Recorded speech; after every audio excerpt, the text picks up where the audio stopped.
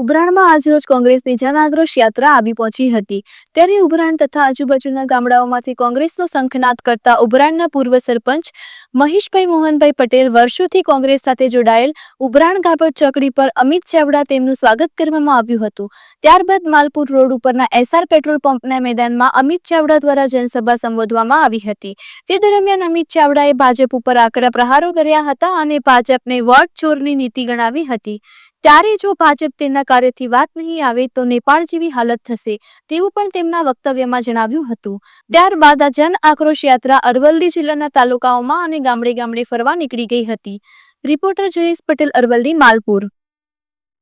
સમગ્ર ગુજરાતના લોકોના અવાજને બુલંદ કરવા માટે જે અન્યાય છે, ભેદભાવ છે, તકલીફો છે, દર્દ છે, આક્રોશ છે એને વાચા આપવા માટે આયોજિત આ જન આક્રોશ યાત્રા આજે અરવલ્લી જિલ્લામાં મોડાસા ખાતે શરૂઆત થઈ છે।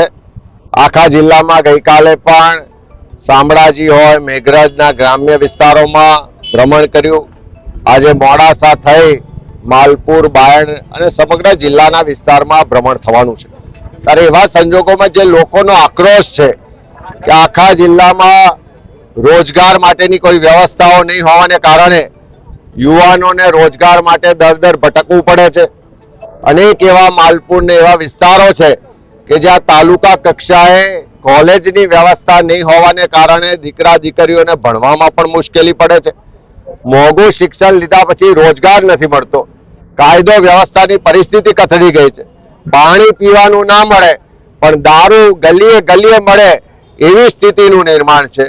ચારે બાજુ નગરપાલિકામાં ભ્રષ્ટાચાર છે, વહીવટી તંત્રમાં ભ્રષ્ટાચાર છે, ચારે તરફ લૂંટ ચાલે છે।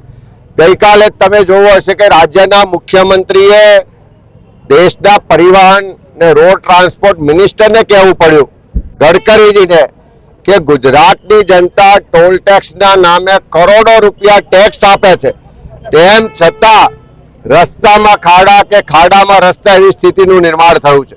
ત્યારે કાયદો વ્યવસ્થાની પરિસ્થિતિ કથળી છે, ખેડૂતો દેવાદાર થયા છે, ખેડૂતો આર્થિક રીતે તકલીફમાં હોવાને કારણે સરકાર પાસે જે પેકેજના નામે પડીકું જાહેર થયું એની સામે આક્રોશ વ્યક્ત કરે છે। રોજગારની તક નથી, શિક્ષણની વ્યવસ્થાઓ નથી, ચારે તરફ ભ્રષ્ટાચાર છે। આ બધા જ મુદ્દાઓને લઈ અને લોકો આ યાત્રામાં પોતાની વાત, પોતાના મુદ્દા રજૂ કરી રહ્યા છે। ગઈકાલે જોયું હશે કે એક શાળાના બાળકોએ કીધું કે આખા અઠવાડિયા દરમિયાન જે મધ્યાહન ભોજનમાં ભોજન મળે છે એમાં એક પણ દિવસ એને શાકભાજી આપવામાં નથી આવતી। કરોડો રૂપિયા આપણે દર વર્ષે ખર્ચીએ છીએ।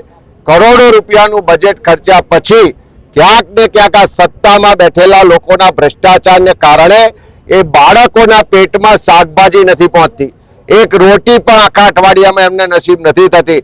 અને એટલા જ માટે આજે ગુજરાતનું આપણા સૌના માટે એક સૌથી શરમજનક બાબત છે કે ગુજરાતમાં 50% જેટલા બાળકો કુપોષિત જોવા મળે છે। ત્યારે 30 વર્ષના શાસન પછી પણ જો સરકાર બાળકોને મધ્યાહન ભોજનમાં પૂરતું સારું ભોજન ના આપી શકતી હોય તો આનાથી ફેલ સરકાર બીજી કહેવાય નહીં। આ જન આક્રોશ યાત્રાની શરૂઆત થઈ, તમે જોયું હશે કે દારૂ ને ડ્રગ્સની જે બધી વધી છે, આ યાત્રાની શરૂઆતને તો હજુ આ એક અઠવાડિયું પણ નથી થયું પણ દારૂ ને ડ્રગ્સના બુટલેગરો ભૂગર્ભમાં જવું પડે એવી સ્થિતિનું નિર્માણ થયું છે।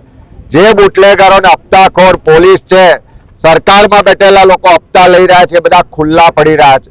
હજુ તો આ જન આક્રોશ યાત્રાને એક અઠવાડિયું પણ નથી થયું પણ સરકારે ફિક્સ પગાર, કોન્ટ્રાક્ટ ને આઉટસોર્સિંગના કર્મચારીઓ માટે લાભો જાહેર કરવા પડે છે।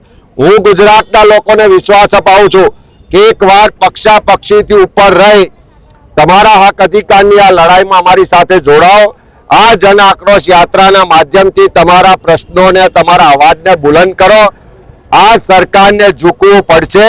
ગુજરાતમાંથી ખેડૂતોના સંપૂર્ણ દેવા માફ કરવા પડશે। ગુજરાતના યુવાનોને કાયમી રોજગાર આપવો પડશે। ફિક્સ પગાર, કોન્ટ્રાક્ટ ને આઉટસોર્સિંગ પ્રથા નાબૂદ કરવી પડશે। ગુજરાતમાંથી દારૂ ને ડ્રગ્સની બધીને અમે દૂર કરીને બતાવીશું અને આ જેટલા ભ્રષ્ટાચારીઓ છે એને જેલના સળિયા પાછળ મોકલીને બતાવીશું। ત્યારે આવો આપ સૌનો સહકાર મળે ત્યારે આખા અરવલ્લી જિલ્લાનો આભાર માનું છું કે બધાએ ખૂબ ઉમળકાભેર સ્વાગત કર્યું, યાત્રાને સમર્થન આપીને એમના મુદ્દા